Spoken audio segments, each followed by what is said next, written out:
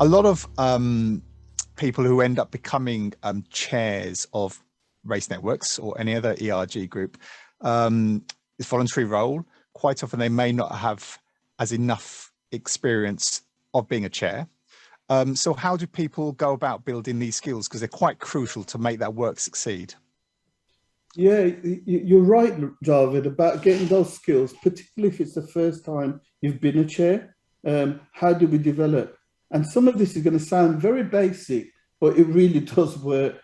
I talked about authority. Where do you get that authority from? You see, it's being prepared. It's making sure that you've got the information before the meeting. And I've observed some really good chairs.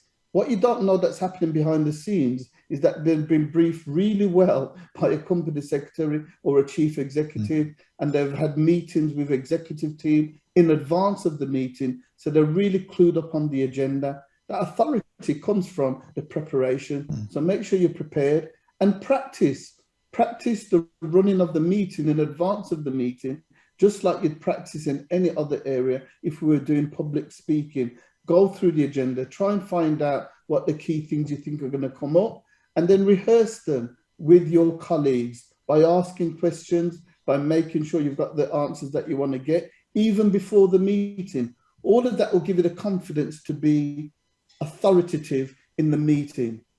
And although you're a first among equals in the chairing situation, you still got to have, and what I mean by that is you're no higher than anybody else in the group. You're just facilitating discussions. But a lot of the time you are going to have to make a decision on behalf of the group, and you are going to say, like, this is my opinion and this is the way I want us to go. All of that comes in that authority. Another thing you can do is actually observe other chairs.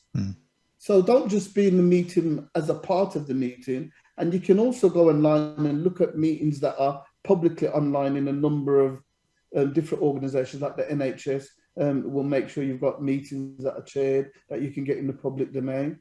So have a look at good chairs and also poor chairs and see what they're doing wrong and make sure that you don't do the same things. A couple of clues and hints: timekeeping, not letting people dominate meetings, so therefore you're able to bring other people in when people are taking over your agenda. Have an agenda that you want to make sure that you keep to, and just being on time. And then the final one I'd probably say, apart from shadowing and studying good chairs, is making sure you get good at taking decisions. Guess how you do that? Making decisions. You see, you've got to practice that muscle of summarizing what the discussion was, articulating that back to the group, and then putting your stance on it and saying, right, this is what we decided, group, this is what we're going for, and then making sure you get the buy-in from everybody so we can move on.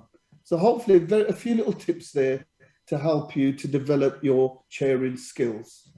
Can I ask one last question on that, actually, about making decision? And sometimes you're in the discussions and there isn't a clear, obvious answer. There's two sides to a story or two ways we can go.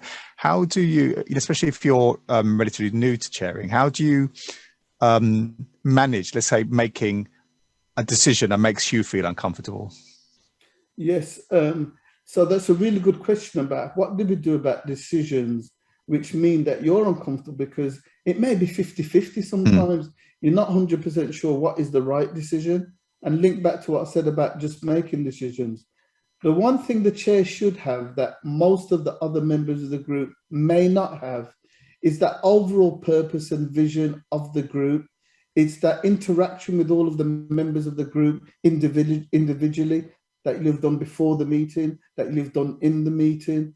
It's making sure that you've looked through the overall picture of what this whole group is trying to achieve. You should be more invested in the whole process. And this is where you've got to have that confidence to say, actually, I'm the person who's spoken to everyone individually, or most of the people. I'm the person who's reviewed the agenda. We know where we're going. I'm the person who's got that casting vote almost to say, this is the way we're going. And then you're going to have to take that bold decision of saying, right, I'm going to be accountable for this, and I'm going to make that decision on behalf of our group. if you have built up that respect and you've built up that confidence, you build that authority, even if you get it wrong, because you may get things wrong, you'll have the group which have said, we've deliberated, we can see how you've come up with that decision, and we will support you in that decision. And then the most important thing then is to make that decision and work it through. But chairs make mistakes. We do things wrong. We do need to make decisions though.